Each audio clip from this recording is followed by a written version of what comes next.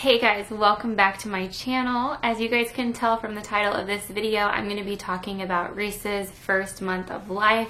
She's a month old. She's a little bit over a month old right now, but I'm going to tell you guys everything that's gone on since she was born, other than everything that happened in like the first 24 hours and what I've shown on my channel. I'm going to kind of talk about some things that I haven't necessarily talked about yet so that it doesn't get redundant, because a lot of you guys kind of follow every vlog that I upload and I don't want to be repeating myself. So if you want to catch up on the videos that I've done in the first month of Reese's life, you can just go back through my channel and there's tons of updates there as well. Most of you guys know that I did film her first 24 hours after birth, and after that we came home, and it was honestly not as much of a whirlwind as it was with my first daughter, and actually not even with my second daughter. Adding a third has been the smoothest transition for us, honestly, and I just say that because, in my opinion, going from 0 to 1 was harder than going from 2 to 3, because going from not being a parent at all and then becoming a parent, and it's new, it's all for the first time, just for me was a lot harder. And I had really extreme postpartum anxiety after having Skyla, and I've been able to, after my second 2 births, I've been able to not go through that, at least not as extreme as I did. And so that's something huge, because for moms who go through postpartum anxiety or postpartum depression, those first few weeks or few months can be really hard, and sometimes even longer. And so I've just been so lucky to not have that this time. When we came home from the hospital, we had my mom here and Nick's mom here, so that was such a huge help, and they've helped out after the birth of all of our children. And so having people here to help out with like cooking, cleaning, picking up, it's like, it makes it so that you can actually bond with your baby. And I know that they say, and some people actually do this, some moms actually do take 2 weeks or however long to not worry about cooking, not worry about cleaning, not worry about a lot of that stuff. But I find it extremely hard unless you want it to pile up on you, because I did that after the birth of Skyla, and it made me 10 times more anxious because there was such a big mess. And so I feel like for me, like, I have to stay on top of everything or else I just go crazy. And so having them there to do that so that I could just lay in bed and snuggle with Reese and bond with her those first few days, it was so life-changing. So if you guys are like debating, if you're pregnant right now and you're debating whether you want to have someone come and stay with you to help, I say definitely do it. She was born 8 pounds 2 ounces, and then when we went in a couple days after, we did get early discharge from the hospital, and then we went in to see her doctor like the day after we got home, and she had lost a little bit of weight, which is totally normal, and then she gained it back within a couple of days. So we were good to go, or at least within the week she had gained it back. I don't remember the exact amount of time, but she had gained the weight back, and we bought like a baby scale for the house to keep weighing her just to make sure she was still gaining, because I've been exclusively, well, I want to say exclusively breastfeeding, but I've been exclusively giving breast milk, but I have used a bottle. We introduced a bottle with her, I think after like 2 weeks or so we started giving her a bottle. I don't know exactly, but luckily she took the bottle okay. At first she was a little bit confused, but then she finally was able to take it. We didn't have any issues with nipple confusion or anything like that. She got a pacifier right from birth, and we didn't have any issues with that. But there are some pacifiers that like she would not take. So right off the bat, she wouldn't take Ryan and Rose, but she would take the Webinub. That was the only one she would take. And then I had ordered some bibs recently, the bibs pacifiers, and she likes those. So that was like the first pacifier that I could get her to keep in her mouth, and she still really likes those. But now she's kind of able to take different pacifiers now that she's kind of got it down. But the first like couple of weeks she wasn't really into it. For me, them taking a pacifier is so huge because it's so soothing, at least for Reese and for Skyla. Having a pacifier was so soothing. Adeline, my second child, would not take them at all. But the pacifiers for so many babies. What? What, honey? For a lot of babies, it's like a game changer just to have that pacifier. She was eating every 2 hours, and so I knew she was getting plenty of food, and so the pacifier would just be kind of like for the in-between time. Now she's feeding about every 3 hours, and I know she's getting a lot because I tend to have an oversupply, and I have with all 3 of the girls where it's like painful engorgement and spraying every time they feed. So I learned something recently that was such a game changer, because for a while when she was feeding, when the letdown would happen, it would just like spray and just like she couldn't keep up with it, and she would be gulping in air, which would cause her to have gas bubbles in her stomach, and it would be painful. And ever since I switched to doing this trick, it's really changed it, because she's not like trying to keep up really hard anymore. Whenever that letdown happens and it's like spraying, I just take her off and I just let that either spray into a burp cloth or a Haakaa. Do you want to sit up here with me? So after doing that, it's easier for her to feed on her own without it just like overwhelming her. And it helped a lot with fussiness and her not having gas trapped in her belly. And that was like a game changer. Somebody on Instagram recommended that, and I'm so happy that I read that. I don't know, it seems like such an like no-brainer, such an easy fix, and I didn't even think about it. So if you're experiencing an oversupply, you should definitely try that. So we haven't done another like percentile check yet. She goes back in at 2 months, but at 2 weeks she was 9 pounds 1.5 ounces, so that was the 79th percentile. She was 21.25 inches, so that's the 90th percentile, and her head was 36.6 centimeters, so 87th percentile. So she was a big baby. And then the last time that we went in to have her checked, I had to take her in, and I'm going to talk about what I had to take her in for in a minute. When I took her in, she was over 11 pounds. So she's been gaining so much weight, and she's growing, and it's sad because she's not in newborn clothes anymore.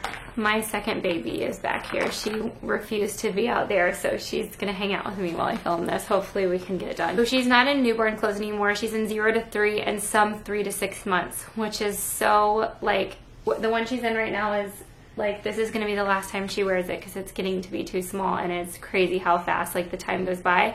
I don't know where the last month went. It's just nuts. So I'm just going to start now, like, head to toe with her, and I'm going to talk to you about, like, a couple other doctor's appointments that we've had. As you can see, she was born... Hi, honey.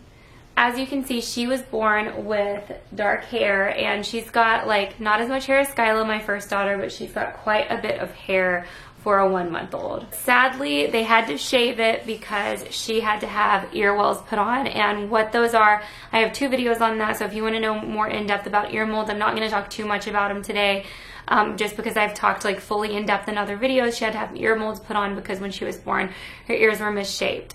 So her ear molds are actually not on today because I went in today to have them changed, and the doctor told me that she was going to give her a few days off before putting them back on. So we go back in 3 days to have new ones put on. It'll be her 3rd set put on, and she'll keep those on for 10 to 14 more days. And then after that, they're going to just do tape, and then the tape stays on for 1 week, and then I'm able to take the tape off after 1 week. So that is like such great news. They've been changing and looking so good. Like after the 2 times that we've gone in to change them, or the 2 times that they've taken them off so far, I can tell they're looking better and better, and it's just, they're doing an amazing job. You guys, she definitely has blue eyes, and I really think they're gonna stay blue because they're brighter blue than the other 2 girls' eyes. Their eyes were blue, but they were like a darker gray blue, and Reese's eyes are like blue, and I really do think they're gonna stay. I could be crazy, but I really think they're gonna stay. So she has a hemangioma, and if you guys don't know what that is, Adeline has 2 of them, and Reese just has 1 that I've seen so far. But it's basically like a collection of blood vessels that kind of, for some reason, grow, and it's red, and they can be raised or flat. Adeline has 1 that's raised, 1 that's flat, and Reese just has this 1 so far that's raised a little bit. I would say it's about the size of a pencil eraser, but the thing is, it's growing really fast. Adeline's didn't grow like this. This one is growing a lot faster, and the pediatrician has an eye on it just to make sure that it doesn't get to be like the size of a dime, because if it gets to be the size of a dime, then they would start wanting to put a topical cream on it, because I don't think they ever go away. I think that if you have a hemangioma, it's forever. So she's got that. It's not painful or anything, and there's nothing like alarming about it. It's not going to cause any health problems. It's just cosmetic. And then the second thing that we just went in for, I would say about a week ago, we went in because, so this is something new that they're doing, or at least my pediatrician told me that this is new. Whenever, like, with Adeline and Skyla, like the clamp at the umbilical cord, they removed it before they sent us home. And with Reese, they did not remove the clamp on her umbilical cord. And the clamp is huge. It's like, it's big, and it's heavy, and it's like bulky, and it gets in the way. And I feel like when you change their clothes and pick them up and move them around, I feel like it pulls, and it pulls at the umbilical at the belly button. I don't think that leaving the clamp on is like, I don't know why they do it. I'm sure there's a reason and I don't know what I'm talking about, but this is the first time that we've ever had an issue, and it's the first time that they've ever left a clamp on the umbilical cord. So when I took her into the pediatrician, they said it was a new thing that they're doing now. So her umbilical cord fell off at about 1 week old, and that's the exact same time that it fell off with my other two girls. So I thought, okay, the umbilical cord is off, like, great. And I noticed that it was still wet. It still had like a little bit of fluid, and the fluid just would never dry up and never dry up and never dry up. And finally last week, it felt like it looked like it was getting a little bit red. So I called the pediatrician and I went in and I took her, and they put some silver, gosh, what is it called? Is it called silver nitrate? I think that's what it's called. It's to cauterize it to stop it from being wet and having fluid. Because the fluid was starting to like irritate around her belly button. It wasn't infected, it just wouldn't dry up. Like the belly button would not dry up. The cord was completely gone at this point, and it just kept like dripping a little bit. And so I did not want to do this silver nitrate stuff or whatever it was. I hated it, and it leaves like a big like gray area like around the belly button, and it's still there.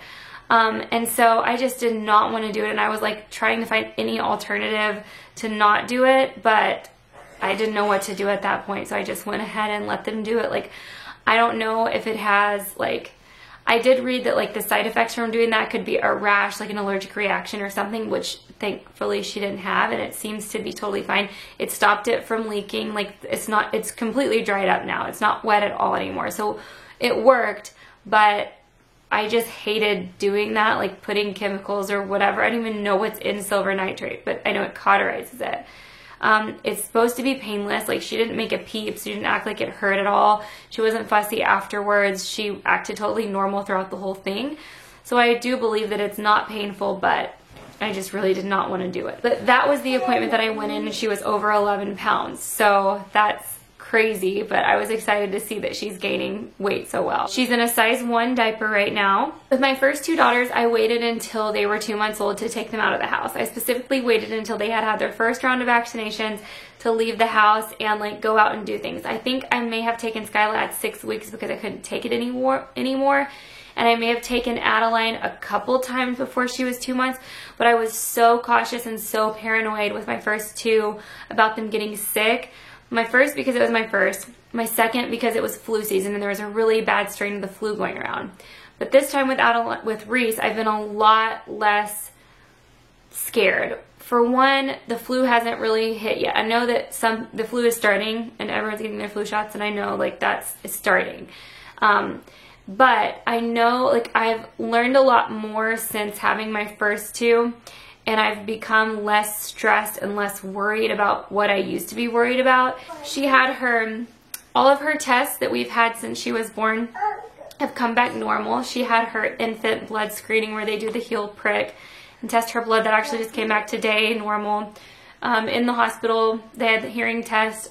I think that's the only test they do in the hospital. But everything that we've done so far with her has come back normal and good. So that's really amazing and reassuring, and I feel very blessed that she's healthy. So now let's talk about sleep. So in the beginning, she was waking up like clockwork every 2 hours to feed. I ordered this new bassinet and I was really excited, and for a few nights it was amazing, and I thought that it was like a godsend.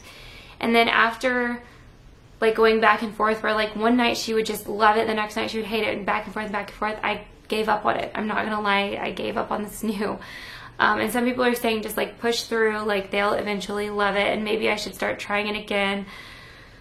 But it's just, I haven't been using it the way that it's intended to use it. She never liked having her arms swaddled down by her side, which is how they tell you to swaddle them. They tell you to swaddle them with their hands literally straight down by their side, and I don't necessarily agree with that because, and I know the guy who made this new is a pediatrician, but I have read a few things, and I know that newborns are used to having their hands like this, and they like to soothe themselves with their hands.